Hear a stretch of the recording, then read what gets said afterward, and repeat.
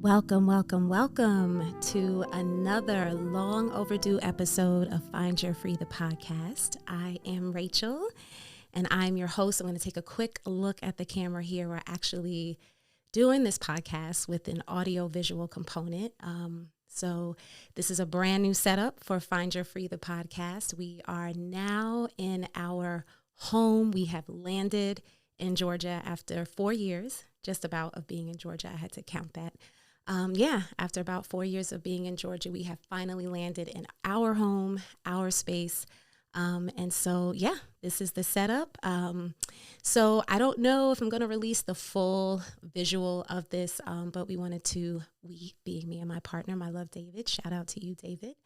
We wanted to just give it a try with this audio visual component. So I want to make sure I look at the camera sometimes, but you may also see me looking at my notes, looking around as I get into my thoughts and into my flow. Little nervous. I had to take a look, and it's been 2 years since I released a podcast episode. The last episode before that, I think, was almost about 2 years before that. So the last episode was March 14th, 2023. Literally just checked that before I hit record. And then before that was December 2021. And then before that was probably like May, June, July of 2021. What is my hair doing here? Okay. It was probably May, June, July of 2021. And that's when we were getting ready to make the move from Maryland to Georgia, so that my son could start a brand new high school.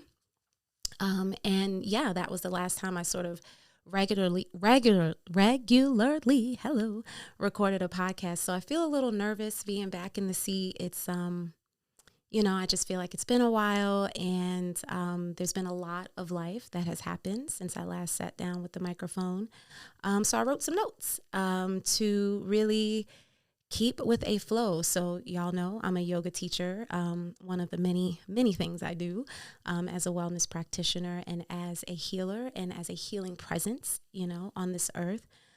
So I always like to have a flow with everything I do. So I wrote a flow to make sure I stay with my flow. And that's a little brand new for me since the last time I was like doing these podcasts. I just kind of sit down, I'd get a thought, I'd get a theme, I'd, just kind of sit down on the mic and I would just go, which I have continued to learn. I have this gift of gab, this ability to just kind of talk to people, number one, but then talk into a void, number two.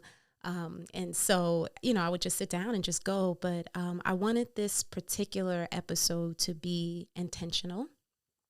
I, again, wanted to have some structure. I want to stay on track with some things that I want to be sure to share. So let's get ready to dive in and see where this journey takes us. My goal is to keep this in an hour's time frame. And so you might see me from the visual component, just kind of peek at the phone from time to time just to make sure I am keeping myself on track time-wise. But I think before we really just move in, let's take a moment to take a deep breath. So wherever you are, unless you are driving or like in motion in that way, if you are able to, let's find a comfortable seat. And if you're driving, just tune in. Just tune in. Stay focused, but just tune in. Tune in to the sound of my voice. And let's all together take a nice, beautiful inhale. Exhale, slow, full breath out through the mouth.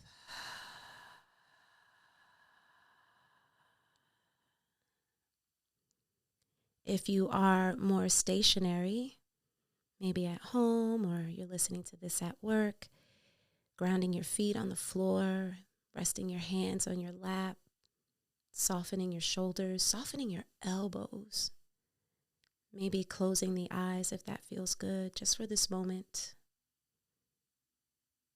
Relax the muscles of the face. Take another deep breath in. Exhale.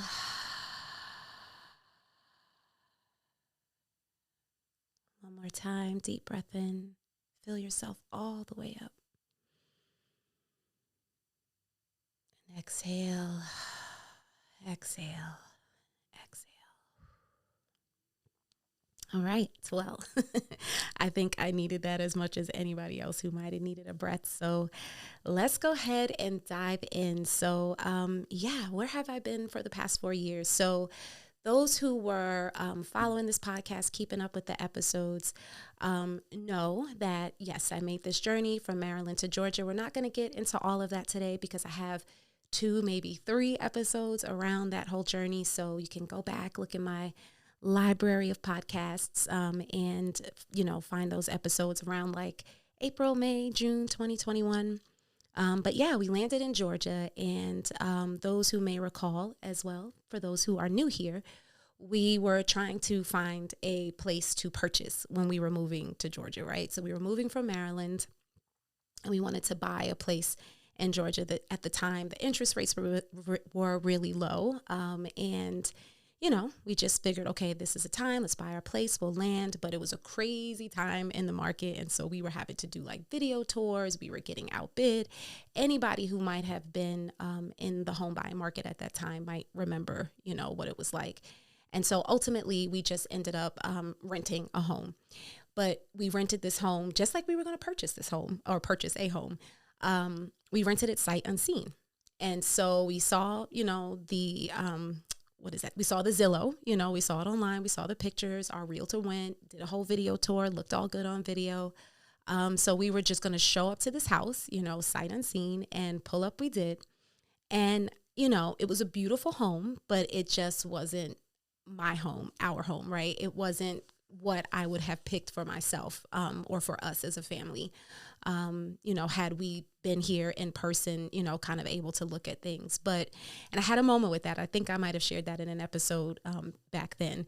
But I had a moment where I had to kind of like gather myself and accept that place as like our first home in Georgia. No matter where, it will always be our first home in Georgia. But it just wasn't like my place. So it took a while for me personally to get adjusted, to make it our home. But make it our home, we did. Make it our home, I did. And and that's where we were from about 2021 until last year, when we were finally able to get back into the housing market. We had tried 2 previous times once we arrived in Georgia to purchase homes, and it just didn't work. Things just kind of didn't work out at the last minute. And in retrospect, it was truly a blessing because those homes weren't our homes. They were just places that we were just trying to get, you know what I mean? That feeling of like, I just want to do this thing. And so they didn't work out in our favor, because the home that we ended up buying last May 2024 feels like our home. It has like the kitchen I envisioned, the type of sink in the kitchen I envisioned, a window over the sink.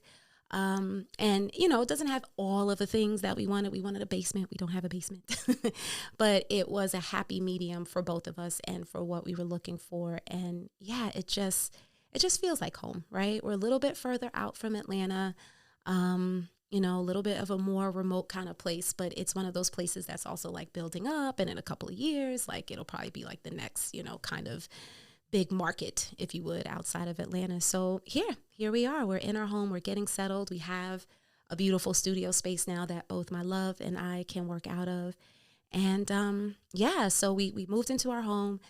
When I last recorded in 2021, Voss, my son, was starting high school, freshman at a private high school in Atlanta. And now he is 2 months, less than 2 months now away from graduating high school. I'm going to try so hard not to get emotional as I talk about my son or when I talk about my son, because let me tell you, y'all, the emotions are so real right now. Like this preparing for graduation, preparing to turn 18, preparing to leave the nest. The feelings are so real. It's like, this is what we spent the whole journey, right, from birth until now, like preparing for that moment when baby bird would leave the nest. And now that moment is here. And it feels like it went so quickly. It feels like it's coming so fast. It feels like I can't slow down time fast enough. And, but it's also really exciting, right? Like, my kid, he has his colleges he's looked at. He has his top number 1, 2 choices he's got so far. He's waiting to hear from, at this point, we're waiting to hear from 3 more colleges. 2 out of those 3 colleges are part of like his top 5. I think we have a number 1, y'all. not time to reveal that yet, but I think we have a number one. We're just going to wait and see what these other responses are. And if we can get some more money, okay, because the tuition is real. But it's exciting. It's exciting to see him be so excited, right? And that's been a journey for me as a mom on this journey with him, right? Like I feel all these emotions and I have to have space for all of the things that I'm feeling. But I also don't want my emotions to get in the way of his joy, right? Because I had my moment of being 17 and getting ready to leave for college, and just being so excited in that summer space between graduating and starting college. Like I had that moment, and I don't want my fear, my worry, my grief, my all of the things, right, to get in the way of his joy. So there's a lot of crying in the shower, just those moments when I'm by myself and I'm like, but it's also really, really, really exciting to just see all of the hard work pay off. And, I'm just so fortunate, so blessed to have just a wonderful, wonderful kid. Like, my son has just, no kid is perfect. No situation is perfect, right? But it's never been a difficult journey. You know what I mean? It's never been a difficult journey. There's been points where it's been hard or challenging, or we've had to work together to work through things, or, me understanding him and him understanding me. Like that's all just part of it. But he's just never been a difficult kid. He works hard. He has goals. There are things that he wants to do for himself. He's become a theater kid over these past 4 years, which has been so much fun. So he's performed in musicals. He's written plays. Like he's just really, really, really found himself at this school. And even though leaving Maryland was hard for me in terms of the life I built there, the business I built there with Voss Yoga, even though that was a real sacrifice for me. And I recognize that more 4 years later than when we initially moved. It's all been worth it to see what this investment and what the sacrifice has meant for him. He's really taken off, and I have just no regrets for what we did, for taking a leap, for making that move. And so much of my life around these past 4 years have been just around him and getting him through high school. So again, his school is in Atlanta. We've always lived at least an hour outside of Atlanta, even a little bit further now. And it takes like 2 hours to take him to the bus that takes him to school. So not even to take him to school, to take him to the bus that takes him to school. It's like an hour to the stop, an hour back in the morning, an hour to the stop, an hour back in the evening. So literally 4 hours each day is just wrapped around taking him to the bus. And then when he has theater or extracurriculars or activities or things, it's even more than that. And so, his school, they do a lot. There's a lot of opportunities for parent engagement and involvement. And I've just really been into that. Voss is my one and only. And I just want to be here and present for everything. If he needs something, if I can be there for something, if I can provide parental support for something, like I've just wanted to be there, because I'm never, just like he's never going to be this age again, right? Like he's never going to have this teenage space again. I'm never going to have this space with him again, right? And so it's just been so important to me to be present with that.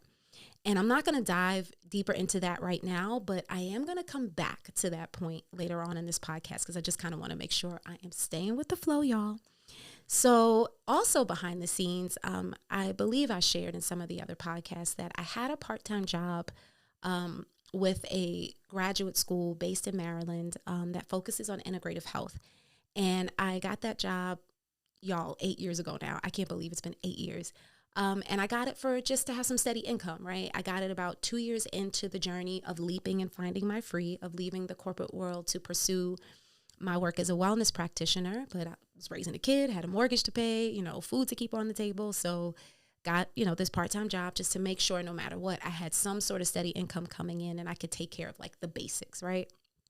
And that job was really cool, great people, so aligned with the programs that they offer, the education that they offer, so aligned with what I do. It was just a really, really, really nice fit. It didn't feel like it got in my way. It wasn't superseding what my ultimate goal was, which was to be, just independent as Voss Yoga. And over the years, part-time has turned into like 15 hours has turned into like 20 hours, 20 hours turned into 25. And then within the last 2 years, there was an opportunity for me to come on full-time. And I said yes, because my son is in this private school that is not cheap. We get some, some scholarship money, but it's not cheap. And, he is the priority, he is the priority. And so I took that opportunity. I'm able to have that job remote, even full time. It doesn't get in the way of Rachel Voss Yoga. Again, it provides that steady income. I can get certifications and degrees through this, through this school if I wanted to, as a perk of being an employee there. So, outside of the reality, again, it's a job. So it's a job, right? You know what I mean? But so there's the reality of my time is not always my time, which is what I ultimately left the corporate world for, to have my time.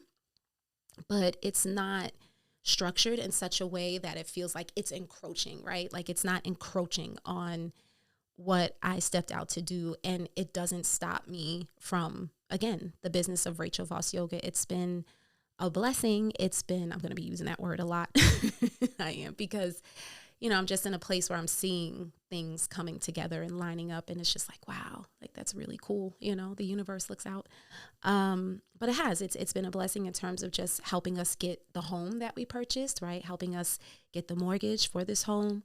It's allowed me to pay my kids' tuition, just to not have the pressure of having to sell, having to have my business be everything, right? Which, again, we're going to get into later on in this episode. So, but I'm sharing that because I also carried a lot of shame around that job turning into a full-time opportunity. I really did. And I wouldn't share it on Instagram or share it in my socials. I would talk about it maybe in my classes, or people who knew, but there was shame I felt around going back full-time, because so much of my story had been about me leaving the corporate world, right, to pursue my work full-time. And there were so many people who were inspired by that, people who ultimately took the same leap of faith, right, and left their jobs to pursue their heart's passion and found great success with it. And I felt like I hadn't found that level of success, and I had this other job. And although I was still in the business of Rachel Voss Yoga, even if it's just holding a couple of classes a week, writing my newsletter, being present on social media, my book club, whatever I could do. This year is 10 years since I left the corporate world, right? Rachel Voss Yoga was born on May 1st, 2015. And 10 years later, I'm not the millionaire, right, that I thought I was going to be. I'm not on the cover of magazines, or just things that I had envisioned for myself when I first left the corporate world. But I have had so many experiences I could have never dreamed of in my life that were facilitated by Rachel Voss Yoga, right? But I allowed myself to feel shame around this job. So I sort of hid it. I wouldn't talk about it. I wouldn't really share about it, right? But it has been the thing I've been doing behind the scenes. And I think between just navigating my son's life and having the peace of mind of steady income, and kind of losing my grounding with Rachel Voss Yoga, I, again, 4 years later, realized how much I was unrooted with my business when I left Maryland, because we just left. It wasn't an overnight, what was it? It wasn't like the Baltimore Colts, right? That's what they were, the Baltimore Colts. It wasn't this middle of the night, leaving, it wasn't like that. It's just that when Georgia became an opportunity, when this high school for Voss became an opportunity, because it was just kind of suggested to us, hey, you might want to, look into this high school for Voss. We just kind of applied and took a shot, and then it became a real thing, right? So we applied, say, in March or April of 2021. We found out May, and it was oh, and he started school because they were starting school earlier in Georgia than we would in Maryland. We actually had to make plans to move really soon. So it was just the all of it, right? That was just kind of sudden and shifting and having to find a place and all of that. I just got uprooted, and my business had been virtual at the time, because of the pandemic. And so I was confident that I could just take the business with me, but I didn't realize how much that uprooted me. And then some of y'all may remember, right smack in the middle of that, my father was dying. That's another space where I'm going to try not to get emotional. But he, some of you may remember, he'd had a stroke. during the pandemic in 2020. That led way to dementia. So he was able to physically recover from the stroke. You know, he wasn't limited, you know what I mean, in his mobility by way of the stroke limiting him, but it completely affected just his cognitive skills and his cognitive abilities. And, you know, they call dementia the long goodbye, and that's absolutely what it was. And so because when he had the stroke, he just went away. Like he was just in a place, you know, when he was in the hospital and when everything kind of first happened and they were trying to figure out what and how. And, you know, it turns out it was technically not a stroke. It was like a brain bleed. I just say a stroke for ease of conversation, but there was like a brain bleed and they had to figure out how to remove it and all of these things. And so once they did the surgery to remove the brain bleed, he woke up, but he was literally just like asleep, you know, for this period of time. And then when he came out, it took a little bit of time, but we started to notice like, oh, okay, yeah, Pop is not the same cognitively, because to me, my dad still to this day was the smartest man I knew. He was a public defender. He did the New York Times crossword puzzle for sport. He read for sport, you know what I mean? So he was just highly just bright and intelligent. And I think anybody who came across his path would say the same thing about him. And so we immediately noticed those differences, and just everything that was everything to him was taken away. But he had just enough cognition left to recognize that, right? Like he couldn't read. There were things he just couldn't do for himself. Definitely couldn't do the crossword puzzle. It was points where he couldn't even like shower, you know, just take care of himself, just basic taking care of himself. But he had just enough left to know that. And there was just a lot of anger and frustration in that. And it was a journey. And so from the time when he came out of that surgery to just sort of living with the dementia and it becoming the long goodbye was probably just over a year. And so we moved to Georgia in August of 2021, and then my father transitioned 2 weeks after our birthday in November 2021.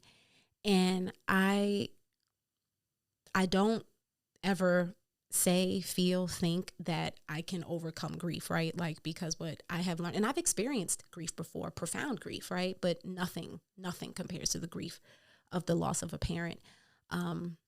But I tried really hard to anchor myself at the time, right? Because it was just something I had absolutely no control over. And that was a really interesting journey for me because I struggle with control, as did my dad. I struggle with control, right? Like I want everything to be just so. I want it to be how I envision it. You know what I mean? It's like not type A control, and it's not obsessive, difficult control. It's just I want things to be the way that I want them to be, right? And, you know, so there was the journey of us trying to have, you know, conceive a second child. And I did an episode, maybe 2 around that. Like, you know, there have just been things where it's like, I want to control it. I want it to be. And you can't, right? It's just out of your hands. And losing my dad was the biggest thing, you know, at that time. And it's even still at this point in life, right? Like, is the biggest thing that I just have no control over. He was not coming back. You know, it was not going to change. Like he was gone. His time on earth was done. You know what I mean? And the next chapter of my life without my father began. And I tried really hard to ground myself, to anchor myself, to just be with it, right? Because that's what yoga teaches us. And that's what I teach as a yoga teacher when we're doing the asana, the physical practice, because we know yoga is philosophy and physical practice. But the physical practice, when we do those postures that challenge us, I always think of like chair pose or like a plank or even like a chaturanga or anything that is challenging for you in yoga. It can even be just mountain pose, standing, right?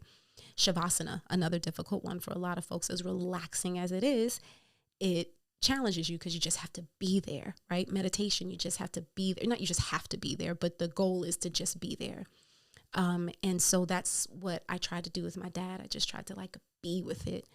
But again, it's one of those journeys that you don't really fully realize the impact until time, right? So it's like time makes the pain can lessen, you know what I mean? It doesn't ever really go away, but it's just maybe not as intense, you know what I mean? So time can like heal the wound in that way, but it's also a double-edged sword of like the more time goes on and the more you have life without this person, it's like, oh my God, like my dad's not here for my son's graduation. My dad's not here for me to call and excitedly tell him the colleges that Voss has been accepted to. You know, my dad's not here to just prop me up, you know, when I need it the way that only he could, you know what I mean? Like, he's just like, he's not here. And those are things that, you know, you just continue to live with. And so it's a process of continually having to ground yourself, right? And bring yourself to center and give yourself room to feel it. You know, there are times when I feel the grief will just pop up out of nowhere. Something will just suddenly make me think of him. And I'm like, I can't feel it right now. Like, I'm getting ready to teach this class, or I'm getting ready to do whatever. And like, crying is just not going to work right now, Daddy, but I'll be back. And then I leave room to cry later. And then there's some moments where it just creeps up and you just got to let it flow. So it's just, I was really uprooted by bringing it all back, right, to where I was and 4 years ago to where I am now, right, which is, again, why I have my notes, but just bringing it all back. Like, I was just really unrooted with Rachel Voss Yoga, unrooted as a human, as a daughter, you know, without my dad, and really all I knew how to anchor myself into was being a mom to Voss, right? And being there for him and having this job. And so I think between the steadiness of the income and the focus, right, of motherhood, like, I just landed in those two spaces. But Rachel Voss Yoga was my other baby, right, that I gave birth to. And there was just this pressure, right? So there's like this shame of like having a job, which leads into like the pressure of like, you have to do something with Rachel Voss Yoga. You've built this thing, you stepped out. There are people looking at you. Maybe there are people counting on you, like all of these things. And it was just like, I have to keep this business alive. So I would just keep like doing my newsletters, maybe not every Tuesday, but trying to do as much as I could, if not every week, every other week. I started a book club, you know, as a way, a couple of months after Pop died, as a way to honor what reading was for him, as a way to create a hack for me to read the things, you know, to just kind of get back into reading and just, you know, reading things that would support my journey, as a way to create more community, as a way to offer something for free. Like, my book club is this free community offering, just to not have the pressure of like, you have to sell, you have to do this, you have to get this income. I just wanted to keep the community going. And so now that I am at this almost 10-year mark of Rachel Voss Yoga being born, I'm not where I thought Rachel Voss Yoga would be at 10 years old, right? And so, again, this is all going to weave together, and so we'll get a little bit more into that. But that's where I've been. You know what I mean? I've been managing my kids' life, getting settled. Like, even still getting. I thought about that yesterday. Like, I'm settled here in Georgia for the most part, but there's even still so much I have to get used to. Like, I like Georgia. It's nice. There's definitely a quality of life that is not provided, say, like in New York City, which is still always my favorite city in the whole world, the city where I was born, the city where I grew up in New Jersey, right outside of New York. So the city where I would like play and hang out and have my first internship and all of that. And then, you know, just kind of DC, right? The DC area, the DMV, shout out to the DMV, which I miss so much.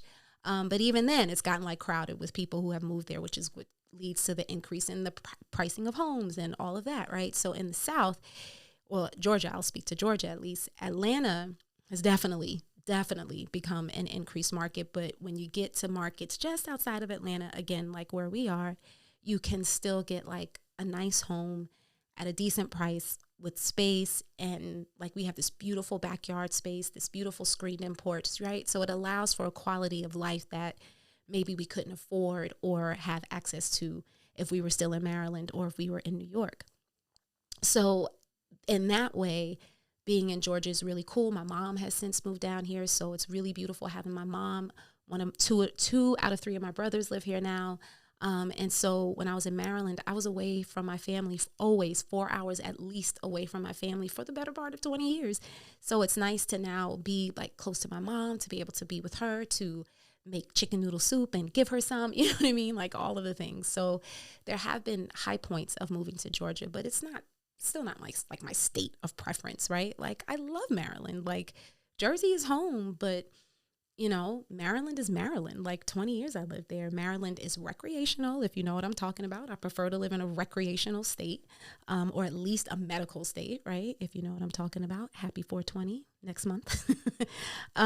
So there's just still getting rooted in this new state that I like but don't love.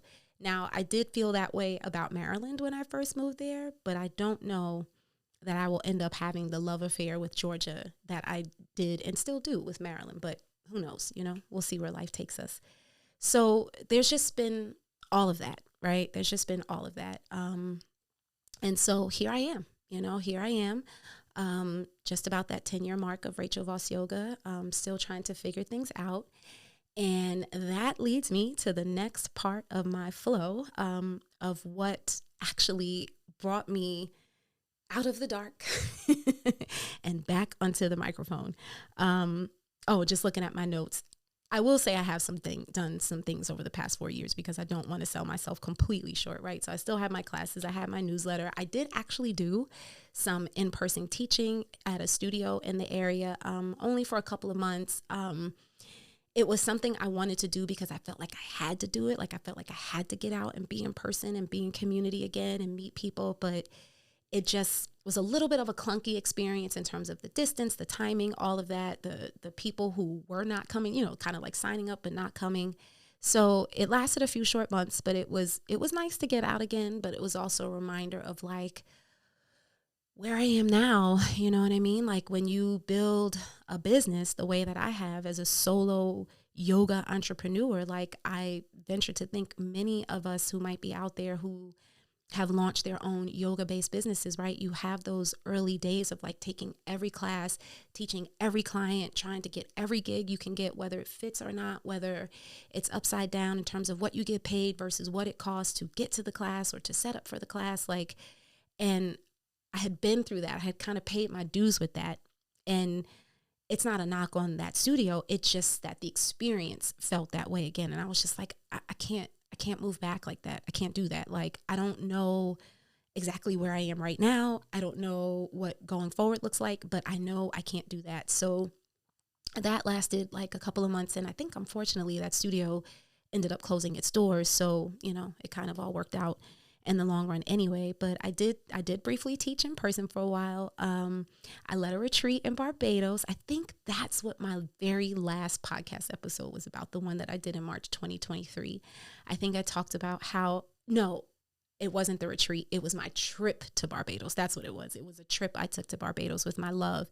And I shared about how we did this like hike through the bush, amazing hike, and how it just woke me up to kind of just the funk that I was in, with the grief of losing my dad and just the move and the shift and all the transitioning. And so since that trip was in 2023, I actually led a retreat in Barbados the next year in 2024. And that was a really awesome, beautiful experience.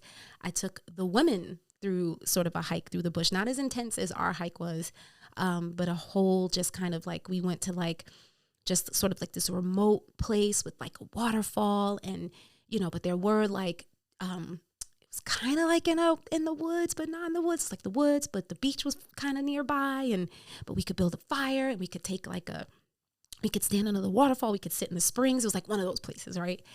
And it was just this really beautiful, amazing experience. And so I did do that in 2024, came back ready, like I'm going to do it again, and didn't do it again.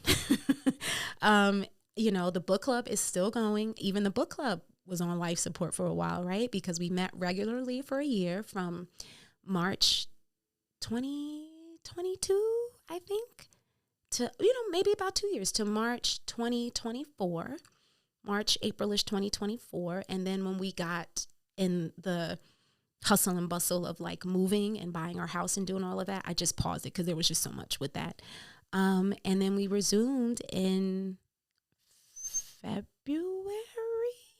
Yes, because we did a February book club, and then we just did my March book club with my cousin who joined us. She was my first guest live author. Shout out to you, Suzanne. Thank you so much for doing that. It was an amazing experience, talking about a book that she had written about her mother wounds. And her mom and my dad were siblings. They were the only two siblings, of our grandparents, and her mom passed in August 2020 and my dad passed in November 2021. And interestingly enough, my aunt was born like just under maybe like a year and a half before my dad, you know what I mean? And then she passed just under a year and a half, say, before my dad. So I found that sort of synchronicity, if you would, interesting. And so the book club is still going. So, you know, Rachel Voss Yoga is still here, but she's been a little stagnant. So that's what brings me to what brought me back to the microphone. So in the beginning of February of this year, I get this email that's like, hey, we want to invite you to come talk about your business on this podcast.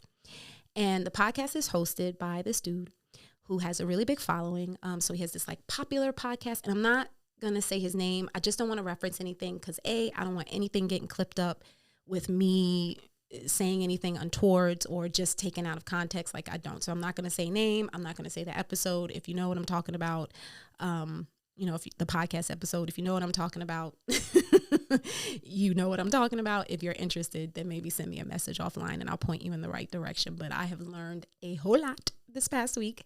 And so I just don't want anything being taken out of context. So I'm not going to say the name. It's just going to kind of be just vague references to things, but the heart of the matter will still be there. And I also want to say that, you know, if you do realize or find the podcast I'm talking about, if you find the episode I'm talking about, the dude's not, I don't think the dude was like a bad dude, you know what I mean? And I say that because of what I'm going to say in the next few minutes. So I don't think the dude is like a bad dude. I think he's actually a cool dude. And, you know, I feel like I read energy, right? As a wellness practitioner, and I didn't get like bad energy vibes, you know? So I just want to make sure I get that disclaimer out there. So back to this email. So I get this email and it's like, hey, we want to invite you to talk about your business on this podcast. And this particular podcast, so again, dude has like his big following, his big podcast, his kind of big things that he does. And then he has this other podcast, which is so he has a podcast, the bigger podcast, I think, because I just kind of learned about dude. Okay. So this is the other part. The bigger podcast, I think, is to highlight successful entrepreneurs, right? Those who are making it happen, who are out there, who are making their figures, doing their things. This particular podcast is for entrepreneurs who are more up and coming, who are maybe struggling, so who haven't hit that stratosphere yet of like sustainable income, you know, all that kind of stuff, right? So it's like, hey, we got some information about your business. We want to invite you to come, like, sit, you know, on this podcast, do this interview, meet with dude. And I guess it was like it was an email to a group of like me and like some other, you know, entrepreneurs, small business owners, what have you. And it was like, you know, the first 4 to respond will get a slot. If you don't respond to this, or if you don't make it this time, no worries, there'll be an opportunity. So I looked at the date that they were recording, that they were looking to record. And I was like, all right, I can do that. And see, this full-time job that I have like allows me to do that, to the point that I can tell them, hey, I got invited to record about to record a podcast about my business. Like, I'll be off that morning. Cool. Have fun. Like, come on. I could have never did that in my corporate job. Right. So, again, so shout out to that job, to my job. No more shame around that, because it's been a good thing. So I look at the date, I'm like, all right, I can do that. So I don't know how these people found me. You know what I mean? Like, soon as I got the email, I did the quick search of who the guy was, what the podcast was. And I was like, oh, okay. This is a look, you know what I mean? In terms of like, you know, honestly, like it could be a little bit of exposure, you know, like you got to think about that when you have a business. So it could be a little bit of exposure. It could be a great opportunity to have a conversation about my business, to get some gems. I did notice how the podcasts would be marketed in terms of like the clickbait. And I was like, all right, the clickbait I might not be the biggest fan of, because it's going to make me look like I don't know nothing. But I'm okay with that, because this just seems like a good opportunity. And that's just how I rock, y'all. Like, if something just feels like it could be a good opportunity, you know what I mean? And it's not to say I take every opportunity, because again, 10 years in the game, I may not be a millionaire in money, but I'm a millionaire in knowledge. I've learned a lot, and I continue to learn. And so it's like, so you learn like not every opportunity is a good opportunity, but sometimes, some opportunities will come along. You're like, oh my God, like this is really cool. Like, let me go do this. I love to talk. It's a way to still stay in the mix. So let's go do this. I'll get some gems. It'll be all good. So I respond right away. Hey, I can do it. I can be there on that date. I can be there at that time. Excited to join. They confirm, bet you're going to do it at 10 o'clock that day. So I run to go tell David. I'm like, David, oh my God, my David. I'm like, my goodness, like, I just got this email from, such and such, and they want me to come. He's like, oh, they reached out to you. And I'm like, oh, you knew? He's like, yeah. He's like, I actually submitted your information over a year ago, because Dave follows the dude, you know what I mean? Or Dave kind of pays attention to like the dude's podcast and, just kind of like what he's out there doing. And so he's like, yeah, they had like this open call. Like they do this, like, I guess every once in a while they do like this open call for businesses like mine. And he's like, and I happened to see that, submitted your information, thought it could be a great opportunity. But when you hadn't said anything in this year's time, I just figured, okay, it wasn't going to happen. I'm watching my time, y'all. I got 20 more minutes on my clock to do this in an hour. So I got to bring it home. So he's like, yeah, no, I submitted your information. Didn't think when you didn't say anything to me about it that it was going to happen. And it looks like it happened. So he's like, this is going to be very cool. He too said like, listen, he does like his marketing kind of like in a way, you know what I mean? But it's worth it to get the experience. So said, okay, let's do this. Was excited, you know what I mean? Bought some makeup so I could make sure I look good on camera. I don't really get into like makeup and stuff like that. So I went to like Ulta. I hope I can say that on this podcast, right? Like I'm not anywhere where I'm getting sponsors and stuff, so it's all good. But went to Ulta, not anywhere on this podcast yet. Let me say that. But yeah, told the young lady like, listen, I just want a natural face, a natural beat, right? That's what it is. And got my little makeup, wore my sweatshirt with my mantra, peaceful, easeful, useful, joyful, and went to go do the podcast. And again, I did it to just have the experience, to meet with somebody that was kind of moving around a little bit, to see if it could be an opportunity to share about yoga, to maybe get an opportunity. I thought in my head, like, oh, maybe I'll get a yoga opportunity out of this. Like, I went in so hopeful and optimistic, right? And it's not that that was completely taken away. It's just that things happened that knocked off the shine a little bit. That's the only way I can think to say it. And so I go to do the interview. Dude's really cool, a little nervous, you know what I mean? Because I'm like, oh, I just want to make sure like I present, myself well. Do I know what my business is? I had to like go and look at like my about me on my website. Like, what do I do? Because I wanted to make sure I could answer the questions, looked up my numbers. I'm all prepared. So we sit down in the chair. My love, David's in the room with me. So that actually makes me feel good. I feel comfortable that he's with me. And we sit down, I introduce myself. And after I introduce myself, the interviewer, the guy, dude, like rolls right into the question. So I've been told that yoga is the devil's work. Like, you're not like doing the devil's work, right? And I'm like, in my head, I'm like, okay, that was odd. Like, I thought we were going to get right into the numbers and what I do. But because I've been in the game a long time, I'm not unfamiliar with that question, right? I've heard that question before. I've heard that share before. I've had people, which I do say in this podcast interview, send me YouTubes of like, see, this is why yoga's the devil. Stop doing it. And it's like, no. So I was caught off, but I felt prepared to at least answer the question. In retrospect, I would have liked to have been even better prepared. You know what I mean? Like, I feel like I'm always prepared and able to speak to yoga in a knowledgeable way. Like, I'm very confident in myself about that. But for that particular question and discussion, I would have known my audience a little bit more. I did not know the audience I was speaking to and would soon come find out.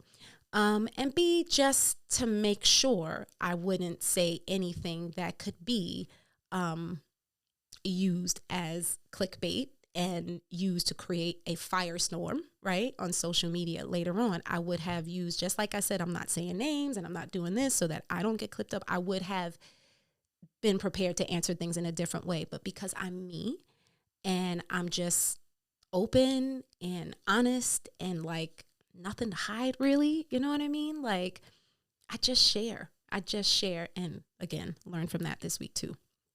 So I shared that that perception or misperception rather, is based on people's perception of the Hindu religion, because Hindu religion has gods and goddesses, right? But it's not the devil's work. Like I see myself as doing God's work, right? And then, I'm like, there are some studios that, might invite you or even say like, hey, come chant to this, come do that. Have I been to those studios? Well, no, I've been to spaces like that, but by choice, right? But by choice.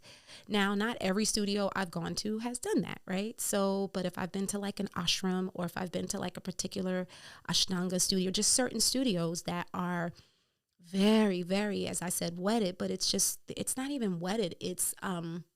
They're about the tradition, right? The philosophy, the all of it, right? There might be those practices there that maybe some other studios that really just focus on asana, right? That other studios might not incorporate. And that's the way I've always taught. I've always been able to kind of pull out the practices that speak to me, chanting, which is what I ended up saying on this podcast. Whatever I do, using mala beads, like different things, that's my private practice. I talk about it in class. I might reference what I do, but I don't even have us chant in class. And those who come to my class, they know the most I might have ever invited was like an om. And I don't even know if I've done that. An om is just a universal vibrational sound that just helps us vibrate higher. You know what I mean? It's like this universal frequency. I might have had us do an om, and even then I don't know, because when you om, it could come out like song almost, and I love to sing in the shower and around the house, but I'm a little conscious of like having this sing-song voice in front of my students, right? So I don't do that for a lot of reasons. And I just I find this balance between it not being just about the asana, right? Making sure I speak to that point in my classes, that yoga and asana is the physical practice. So that it's not just, so your downward dog's your tree pose, just for anybody who might not be aware. So I don't make it just about the asana, right? Like I talk about the philosophy of yoga. I talk about a yogic way of life by way of being present, by way of noticing, by way of observing, by way of moving in compassion with yourself. But I also focus on the asana, right? So that it feels like a practice that's accessible to everyone, right? Like the movement feels like it's accessible to everyone, right? And so for those who, like how I was when I was new to my yoga path, like for those that might feel like, what is that thing you mentioned about chanting? Or what is that thing you shared? Or I saw this, like, I want to dig a little bit deeper. I'm always open for those conversations to help guide people in the direction that they want to take their practices deeper. But I have learned how to sort of extract a little bit. And maybe this is going to get into a bigger discussion about yoga, and that'll be maybe for another episode where I invite some other yoga teachers on. But so maybe this is a little bit of the westernization of it, right? Where it is asana focused, where it is like, the whole stereotype about westernized yoga is like Lululemon, thin, white, blonde woman, right? Doing yoga. And yoga is so much more than that, right? So I want to honor the roots and traditions of the practice, but I want the practice to meet the people where they are. And if people are more familiar or comfortable with the Western experience, you have to figure out a way to merge those two, right? And then the ones who want more will ask for more, which is exactly what I did. So I didn't say all of that in the podcast, but I did say, yes, that there are some studios that are wedded to, that are really like wedded to the tradition. They don't separate the two. There are some studios that separate the two. I teach the separation, but I do chant. And that's why, for now, if the title is different, then it's different. But for now, this title is called, of this podcast episode is called The Chant Heard Around the Block, because the response to it, at first I was like, oh my God, this is the chant heard around the world. And I'm totally getting up on this like hour. This is like the chant heard around the world. But it really wasn't. It was a very small corner of like Instagram where this like comment section blew up about me chanting. And in the grand scheme of things, it wasn't like, maybe what celebrities or other people deal with, but it was my first time dealing with that. So I'm like, all right, maybe not the chant heard around the world, but certainly the chant heard around the block. Let me just take a sip of tea. Just got to make sure I keep my throat coated, y'all. And so I answered that question, didn't think anything of it. And we moved through the interview and I thought it flowed. If anything, I was mad at myself because I forgot to promote that I had like merch with my shirt that I had on. Like, oh yeah, you can check out my website and I have t-shirts. So it's like one of those things where I was prepared when he asked me for the numbers, but you can't really fully be prepared because you just don't know what the interviewer's going to ask you, right? You just don't know where the conversation's going to take you. And you know, again, like when I think about people who comment and say, I would have done this, you should have done that. It's like, yeah, but until you sit in that seat, right? Until you have that experience, like you don't know what you would have done. I mean, if you want to take it from a yoga perspective, when something traumatic has happened to someone, right? And say like it's talked about in a story or shared on the news or like a true crime episode or something, right? Like people will sit back and say like, dang, if I was in that situation, I would have done X, Y, and Z. And it's like, no. You don't know what you would have done. Everybody's traumatic fight, flight, or freeze response is different. Some people fight, some people flight, and some people freeze, right? You know what I mean? So you don't know what you would have done. But either way, got through it, felt like it was a good experience, you know, shook the guy's hand, thanked him for his time. You know, when Dave and I got in the car, immediately debriefed. Dave was like, I thought you did a fantastic job. You spoke well. You knew what you were talking about. Let's go get a hot chocolate to celebrate, and moved on. So that was literally a month ago. So Monday morning, you know, going about my day, open up Instagram, right? I always say that's the famous last words. I opened up Instagram and I see a comment on like my most recent post. And the young lady's like, oh my God, like I'm here because I just saw your interview. And I'm like, oh shit, it's out. Excuse my language. Oh shit, it's out. And I'm like, so I had no, you know, was no warning, no like, oh, it's coming out, like, and I had to sign a contract, y'all. I read what I signed, but it's pretty much like, you know, this is our content, this is our material, we can use it in perpetuity, da, da, da. And I was fine with that. I was like, at the time, I was like, I'm not saying anything. I know I'm not going to say anything that is going to be used against me. And again, because I feel like I walk in my truth and my light, like there's nothing that can be used against me. Oh, but the clickbait. Forgot about that pesky clickbait. So I immediately run to YouTube where the actual interview is housed, right? And it's the full interview. And he titles it however he titles it. The title is along the lines of what I expected in terms of like, okay, he's going to make it look like, you know, whatever, fine.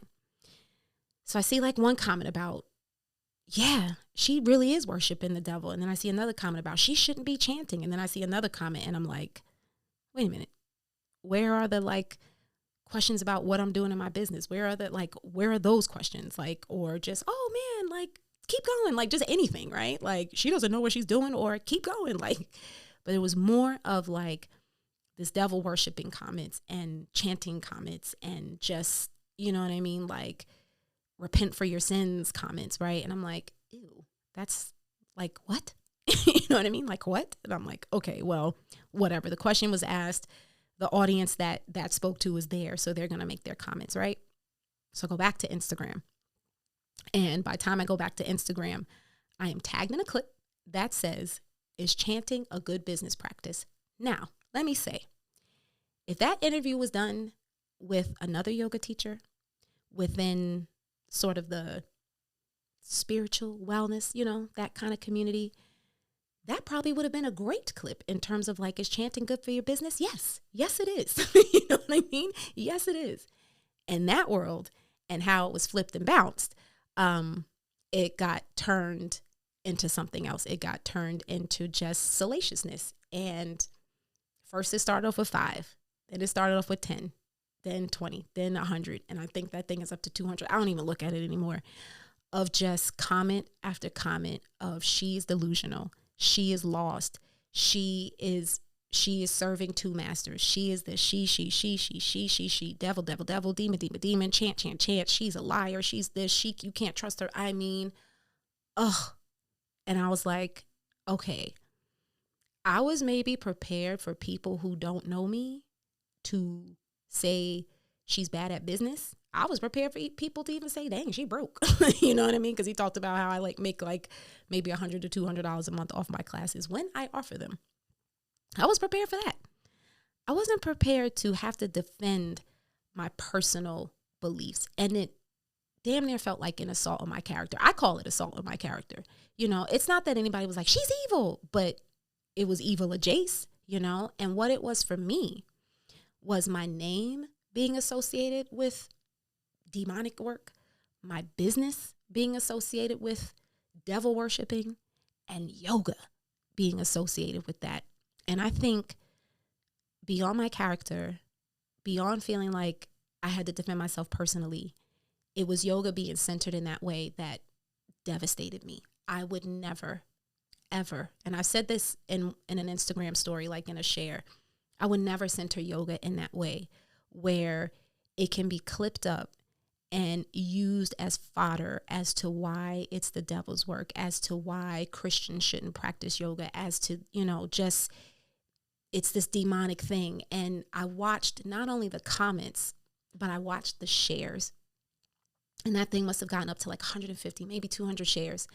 And all I could think about was those weirdo clips that we all see on Instagram, the reels with the mashups of like different people saying different things with the weird eerie music in the background and all of that. And my face being in one of those clips, being passed by some bro or somebody saying like, this is why you shouldn't do yoga. She's proving it right here, right? And I was concerned about the light it would put Hinduism in, you know what I mean? So I finally I went back and commented against a couple of people that were just asinine. But after a while, I was like, I can't, like, I'm not going to win this battle in these comments. Like, I'm not, and I don't want to win. Like, if this is how you can judge in the name of your Jesus, then I mean, there's a whole bigger conversation there, right? So I finally just went on and made a blanket statement comment of what Hinduism is, what Hinduism is not, that I'm not a practicing Hindu, that I'm not a practicing Christian, that I've had the blessing, the fortune, the favor, the opportunity to study with different interfaith scholars and teachers. I've been Christian, I've been Muslim, I've studied, I didn't say all of that, I'm saying this to you now, but I did say that I had the opportunity to study with different scholars, and through that I've learned different practices and had been given different practices by these teachers that help me be the best version of myself, and that in turn help other people find the best versions of themselves, particularly other women, because that's what I'm here to do. You know, I'm here to serve, I'm here to help, I'm here to share a story, I'm here to help other women, other people, but primarily other women feel less alone, feel, you know, to help them feel empowered, to help them find the best versions of themselves. That's what I'm here to do. And that's God's work. And people were telling me, you're not doing God's work. You're not doing God's work, which was another thing I didn't get to say in that interview, that I taught prison yoga for 4 years. That is God's work. And so ultimately I did like share on my page my story of me being a spiritual seeker and where I am with God. And ironically, when I was looking, like kind of telling my story, I'm like, you know, these people are telling me I don't honor God, but my whole journey has been because I love God. The concept of God may be different for me than when I grew up in the church and what that all looks like. It's not just some, you know, big guy in the sky sitting in a chair. I mean, I had that same image that a lot of us had, that frankly, like the Simpsons have, right? The guy with the big, like white, long beard and, you know, in this chair. But what I realize is I see God in everything, right? In the trees, in people, in my kid, you know, in the sky, in the birds, in Islam, in Christianity, in, you know, in yoga. Like, I have been trying to find my peace in my relationship with God. Like, that's what my whole journey has been about. And so for a bunch of freaking strangers to come on and just tell me, like, you're not God-like, you're not doing God's work, you're not this, you're not that, was hurtful, like super duper hurtful. And the podcast host saw this. And I thought at some point he was going to take that post down. I really, really did. And he didn't. And instead he messaged me and said, don't pay attention to those comments. I've been attacked before. Keep showing up. I'm telling you, now is the time to keep pushing your work because there's going to be more eyes on you. And y'all, it was a weird double-edged sword kind of place, right? Because it was like, I know he's not wrong. Because I definitely noticed, like, I picked up a couple of follows, just a couple of views, you know, things like that. But it also felt wrong how he did it. He took something that I shared in a moment of banter that I shared as my sacred practice and turned it into something that felt like exploitative, right? I felt like I was exploited. I felt used. I felt shocked. I felt shamed. I felt embarrassed. I felt humiliated.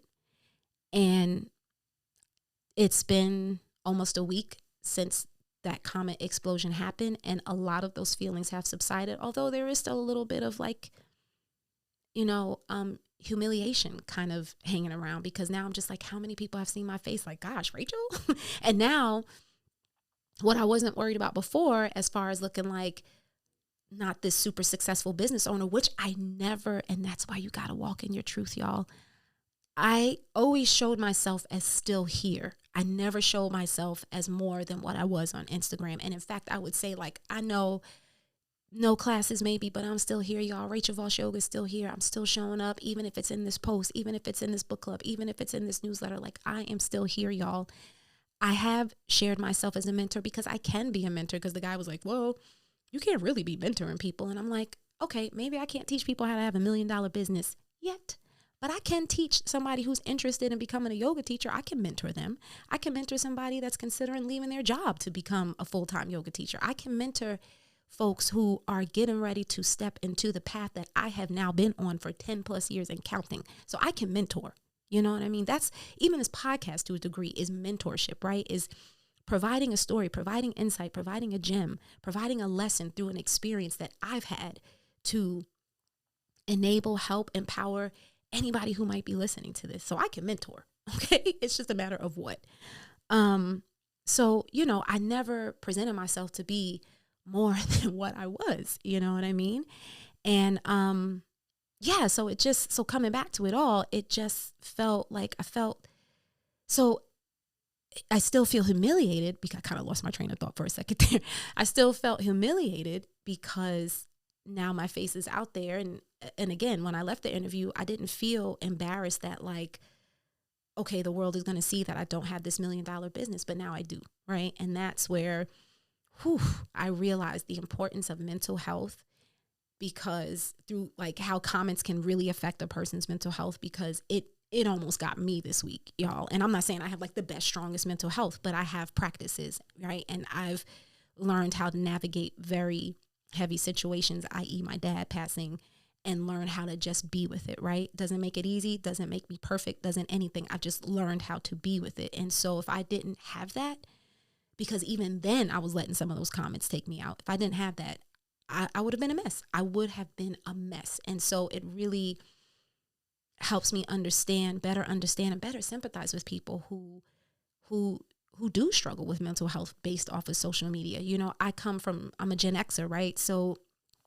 there's this place where it's like, it's real, but it's not, you know what I mean? So I think I can always find a place where it won't affect me, but so much, but it's still affected me, right? And I'm going to David and I'm telling him like, oh, this and these people in the comments. And so Dave's like, stop looking at the comments. And I'm like, that's so easy for you to say. And mind you, like now I'm getting like, you signed me up for this. You did this to me, right?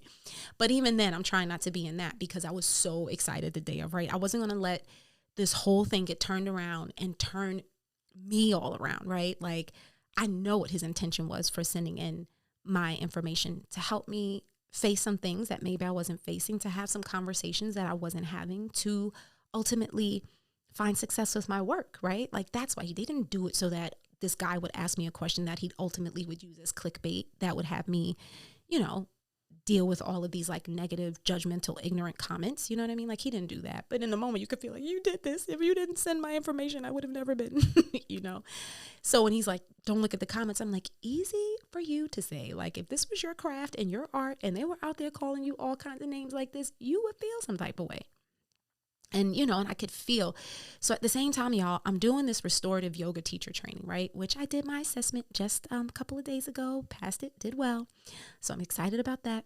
But because I'm in this restorative yoga teacher training, I'm studying the impact of yoga on the central nervous system. And I'm understanding a little bit more the science of the nervous system and the sympathetic system and the parasympathetic system and all of that. And so I'm really in tune with all of that. So I am noticing my central nervous system. And it wasn't anger. And it wasn't sadness. It wasn't like heat of anger. And it wasn't blues of sadness. It was just alert, alert, alert. Like it was not a flight. It was like all of it, right? It was almost like flight, fight, and freeze. Like I didn't know what to do. Like, what the hell? I wanted to fight and I wanted to run. You know, it was like all of that. But overall, like my system was like on alert. And so Dave, he ultimately did go look, and he's like, oh my God, like I've looked for like 5 minutes and my heart started racing. So I don't know. I can't imagine what that would have felt like for you. So again, I'm going to reiterate, stay out of the comments. And then he said to me, don't fight with those people on his page. He has done what he came to do, which was get his content off of you, flip the content to get the engagement on his page, and he's going to move on with his life. You need to take back the story on your page. This is your time. This is time for you to step in your power. Oh, I think it stopped recording. Oh, yeah, I think it stopped recording. The visual stopped recording. The audio is still recording. So this might not be a full video episode anyway. So that's that.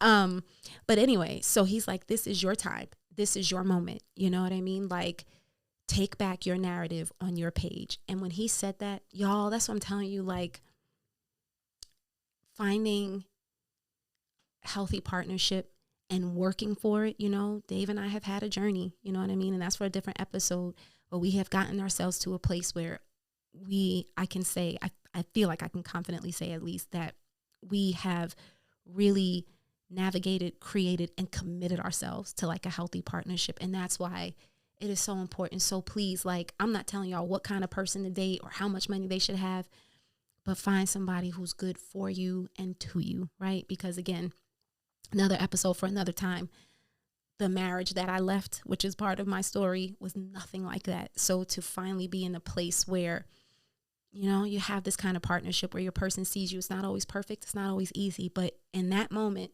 when he said to me, this is your moment, I felt so empowered by that. And I was like, you know what? You're right. I need to take back my story.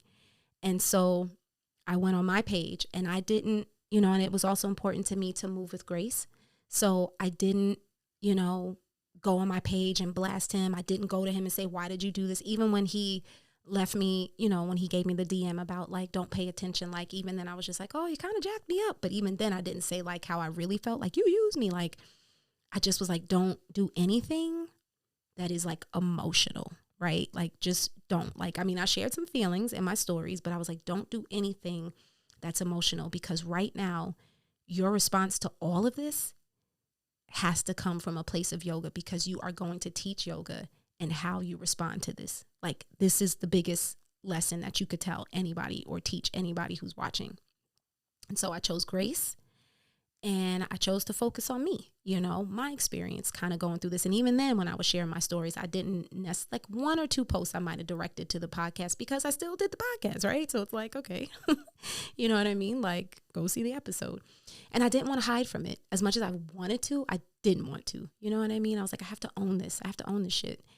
And so instead I focused on who I am. I did a post telling my story. So that journey of growing up in church, being baptized twice in my life, ultimately studying Islam and being a practicing Muslim for 3 years. Like, I tell my journey of how I was led to this path of yoga and how yoga has helped me embrace all aspects of me, right? Interracial, Black, white, Christian, Muslim, anything that I can be all of the things that I am on this path. And I feel like I can be my highest version of myself on this path, which I have come to call a spiritualist path. I don't even know if that's a real word. I bet you it is, but I don't even know.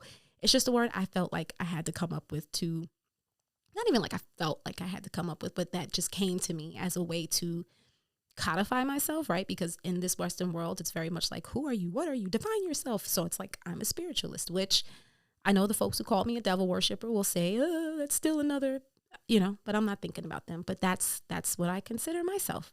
You know, and speaking of which, it was a moment where I really missed my dad, not just to have his support and his love, but my dad, I will say my dad was an atheist. I'm not an atheist, but my dad was, but he was an atheist for this very reason. Like, because he felt like the way people use religion to control people, to judge people, to hurt people, he wanted no parts of it. You know what I mean? But he would always say to me that for him, the Bible boiled down to 3 words: do unto others. And that always stuck with me, and that always sticks with me, you know. And I'm not perfect, y'all. I'm not perfect, but that is a guiding light for me. Do unto others, because you never know when something will be done unto you, right? You know what I'm saying? So, but my goodness, if he were here and I told him about that, the things that he would have said, all I could think of was, honestly, you know what? For those who are old enough to remember, when Sinead O'Connor ripped the picture of the Pope on Saturday Night Live and the world tried to get her out of here. And then she did, like, a couple of weeks later, she did like a tribute. She participated in this like Bob Dylan tribute concert, and she came out to sing, and they booed that poor girl off the stage. And my dad, again, who he is, he was here for all of it, right? Not her getting booed off the stage, but the ripping, the statement of why she ripped up the picture of the Pope, which, you know, no offense, please to anyone. But, you know, I think a couple of years later, things have come out, and it's like, okay, maybe Sinead had she had her reasons why. Yeah, so she comes out on the stage to this Bob Dylan tribute, and they just booed her. And I just happened to be like with my dad that weekend, because this is at the point my parents are divorced, and, you know, I'm visiting on the weekends, and we're watching this tribute concert on PBS. And she runs off the stage. Well, she didn't run, she just left the stage. And Chris Christopherson, who I had no idea who that was at the time, right? I would ultimately learn who he was, said to her, "Don't let the bastards get you down."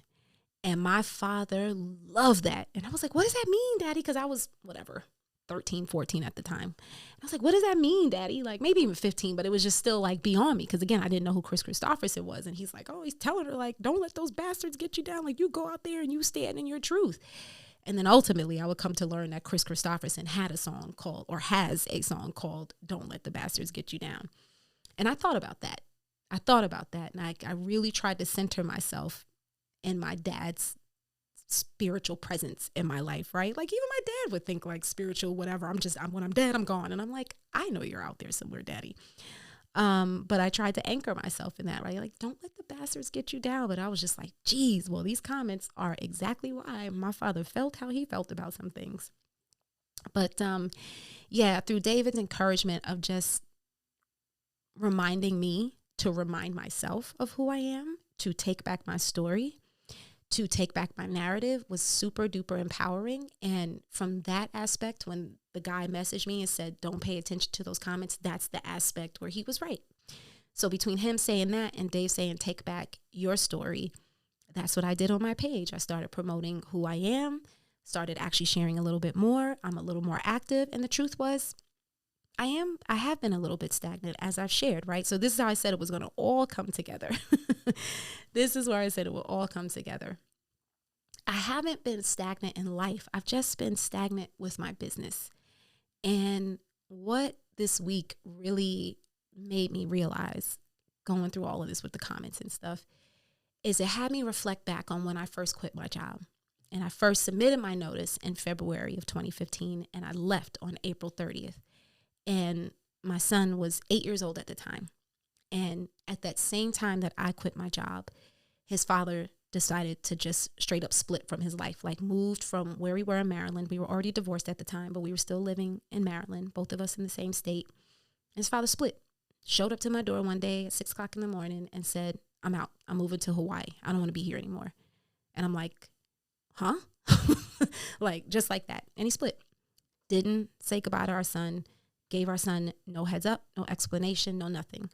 Voss is 8. So, and, you know, again, because we're divorced, he's only seeing his dad like on the weekends and, you know, maybe here and there throughout the week.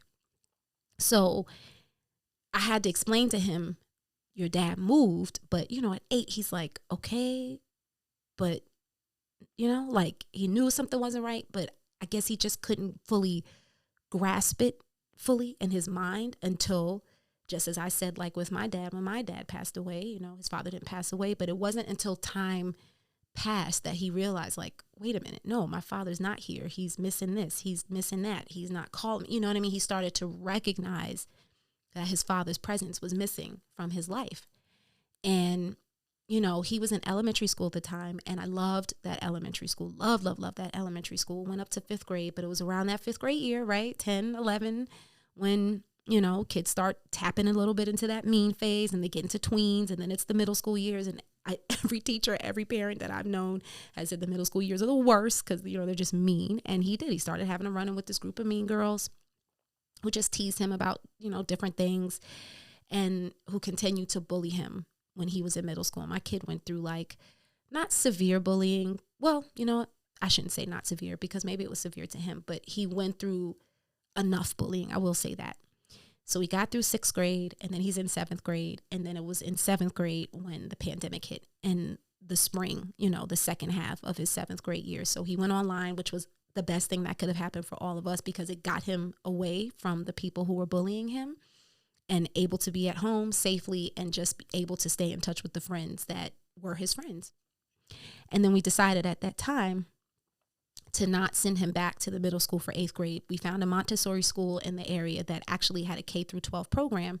And with him going in 8th grade, we were like, okay, this is going to be the 5-year plan. He'll do 8th through 12th, you know what I mean? And that was supposed to be the plan. Then Georgia came up. Then we ended up moving, and that, so that was that. But I say that to say that when my son was going through that, his father splitting, I had no family in the area. So again, my family's 4 hours away. It was just me and him. And my son, being more present with my son, was a reason why I initially quit my job. So again, I put in my notice in February. His father split in June, July. So I didn't know, at the time, like this was what his father was going to end up doing.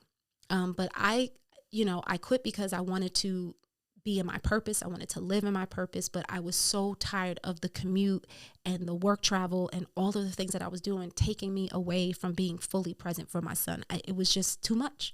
And I was like, I want to, again, have control over my time. I want to do work that's service-based, and I want to be here for my kid. This is the only kid I have. At the time, I thought life would give me more, but this, but still at the time, it was like, this is the only kid I have, and I want to be able to give him everything. And you know what? He needs me right now. And then when his father left, it was like, oh shit, he really needs me right now, because like I am full blown in single parent mode. And so when you fast forward now, 10 years later, he's now almost 18. He's had to learn to navigate his relationship with his dad. Again, another podcast, and that's actually his story, but he's had to learn to navigate his father sort of being in and out, more out than in, but in and out, right? Like that's something he's had to carry as a young man. That's like his father wound he has to deal with. But when I look back on it, from the beginning, it was always about him. It was always about him. It was about me and Rachel Voss Yoga, but it was always about him. He has always been the priority. And I have always felt that struggle of trying to balance giving my all to Rachel Voss Yoga with limited knowledge of like marketing and sales and all that type. Like I had to learn all those things, right? But it was always that balance of trying to give Rachel Voss Yoga everything it needed and be everything for Voss, and to turn Rachel Voss Yoga into something that could take care of me and Voss, and using Voss as my incentive to feed into Rachel Voss. You know what I mean? It was just always this thing.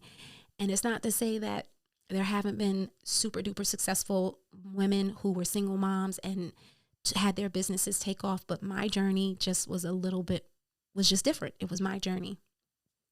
And so when I look at where my business is and isn't 10 years later, no matter what, I might feel like, oh, I should have done more. I could have done more, right? No matter what, when it comes to my son, I have no regrets,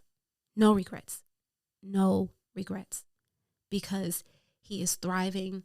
He is happy. He's fulfilled. He knows what he wants to do with his life.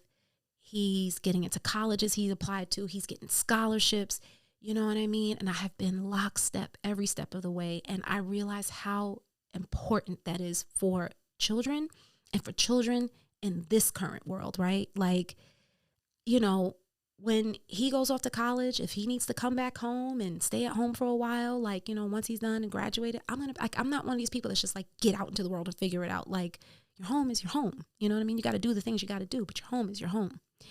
And so I have been a safe place for my son, and that's been so important to me. And for that, I have no regrets. So what is next from here for Rachel Voss Yoga? So the good of the quote unquote good of everything that I went through with the comments and just kind of feeling exploited, and dude dropped, some clips since then that were more along the lines of what I expected. And, there was some, kind of like not fun comments, but nowhere near as intense as the first comments around me chanting. But even then, the newer clips actually brought people to me that are my people. And that's what Dave said. He said, I know, Rachel, going through this is very uncomfortable, but the more that clip gets out there, yeah, you might run into more like judgmental people, but you're going to find people that are going to counter that judgment. You're going to find people that want to learn more about you. And I sure enough, I mean, I didn't pick up like a whole slew of followers, but I picked up some new followers. I picked up people who reached out to me. I picked up people that was like, oh my God, I'm so moved by your interview. I needed to hear that. You dropped some gems. And so those people are finding me, right? Like your people will find you. So that has been the good of this experience. It did wake me up. It did shake me up. It brought me back to the microphone, right? So I could tell my side of the story, right? And not even making it my side of the story about that experience, because I don't even want to center this podcast around that. But just stepping into my power and who I am. And that's the good of this, right? So what's next for me? What's next for me is taking this restorative yoga training. I completed the actual restorative yoga piece, and then there's a yoga nidra piece. So yoga for deep, deep rest. Like there's another piece of the training that takes part in the beginning of April. And then once that's all wrapped up, I am already planning building a restorative yoga program. So be on the lookout for that. Look for me sharing more information about the benefits of restorative yoga. I may pop out a class here and there. So just be on the lookout for Rachel and Restorative Yoga. My book club is still happening, and actually our next meeting is on Sunday, April 27th. Again, a free offering.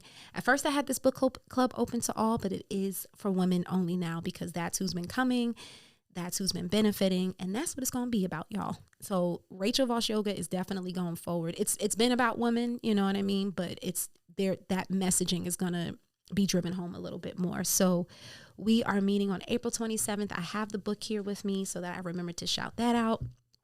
We are reading Rest is Resistance by Tricia Hersey, who is the founder of the NAP Ministry. Really important after the experience I had this week, the importance of rest. And so we're reading that book. We're going to gather to discuss it virtually. We meet once a month virtually through my Zoom account.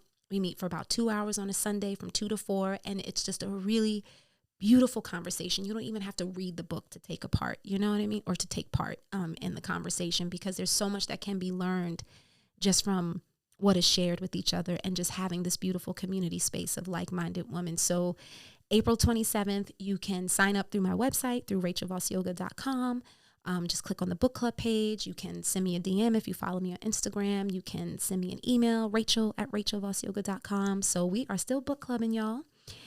And yeah, so there'll be more as far as Rachel Voss Yoga, but then we are focusing on Voss's graduation in early May, and just getting him ready, right, to really step out into the world and into his life and into his purpose and into who he is. So that is immediately what's next. And just really more of me stepping into my power and stepping into who I am. So there may not be, you know, I'm not even going to say what is and what isn't. Just know that y'all will be seeing me, and stay tuned for what is to come. So with that, bringing it to a close, I am 20 minutes over where I wanted to be. Anybody who comes to my yoga class knows how I do. I usually always go over time. But I want to end this podcast as I have always ended my previous podcast episodes, and that is ending it with a passage, just a reading, something to help kind of seal this podcast experience, and to hopefully give you a little inspiration, encouragement, whatever you might need. And this passage is from Melody Beattie's Journey to the Heart, a fan favorite of my students, myself. Journey to the Heart, Daily Meditations on the Path to Freeing Your Soul. And this passage is called, The Real Magic is About to Begin. At some point in the journey, we may become tired, weary, and confused, homesick. All the mountains, the scenery, the food, the people, the experiences just don't do it for us anymore. We want to go home. What am I doing here, we wonder? Nothing worthwhile is happening. Yet another part of us knows the truth and whispers, yes, something is happening, something worthwhile. Feeling homesick is part of the journey. It can mean we've reached a turning point. When we get to that place, a friend once said, it means the journey has really begun. Stay present for yourself and all your emotions. You've worked through so much. Don't stop now. Getting through this place, this point, will turn your life around. You've learned and grown. You've worked so hard healing your heart and cleansing your soul. Your spiritual growth has been profound. But until now, all the work you've done has been to prepare you for where you're going. You've only seen a little of what life has to offer. You're about to walk through a door. Now that your heart is open, you'll see, touch, and know even more of life's wonders. It's the reward for where you've been. Keep feeling your feelings and trusting your guidance. Let the magic begin. And I love that. I picked up this book and I was like, I'm just going to open it to whatever passage speaks to me. And I landed right on that passage, and it just spoke to the experience I've been having, really just the experience of trusting myself with my journey of building Rachel Voss Yoga, trusting myself as a mom, right? There's so much now that this part of the journey is coming to an end. I'm just realizing like how much I was just anchored into just being the best mother I could be for my son. And I know it doesn't stop at 18, but this part has been so crucial and so critical, right? I wanted to be a parent that he doesn't have to talk about in therapy when he's 30, right? And maybe that'll still happen, who knows? But the journey of motherhood, the journey of building a business, the experience that I went through this week, feeling homesick, feeling lost, feeling like, what am I doing? And then having to have that point of remembering who I am, where I've been, and always knowing that everything that I have gone through, and I always share this in a yoga class, everything that I have gone through has prepared me for the moment that I'm in, will prepare me for the moment that is to come. And it's just a continuous cycle of that, right? Like we go through these experiences, these tests that ultimately become our testimony. And it's along that way that the magic begins, because you learn to trust yourself. You learn what's good for you, what's not good for you. You know, you learn to listen to your inner guidance, and you learn to know what your magic is, right? And to let it work for you. So I do hope that passage resonated with you as much as it did with me and for me. So with that, everyone, thank you so much for listening, for hanging in there with me. It feels so good to be back. Again, I don't want to commit to anything look for me next week, but I definitely think I'll be back sooner than later. I definitely have some ideas of how I want this podcast to flow and to grow. But yes, it feels so good. It's like being back at home to be on this microphone. So yeah, I think I'll be back sooner than later, but just stay tuned as to when. And until then, may we all be happy. May we all be free. May we all be peaceful, easeful, useful, and joyful. The light of me honors the light in each and every one of you. Thank you for listening, and I'll talk to you again soon.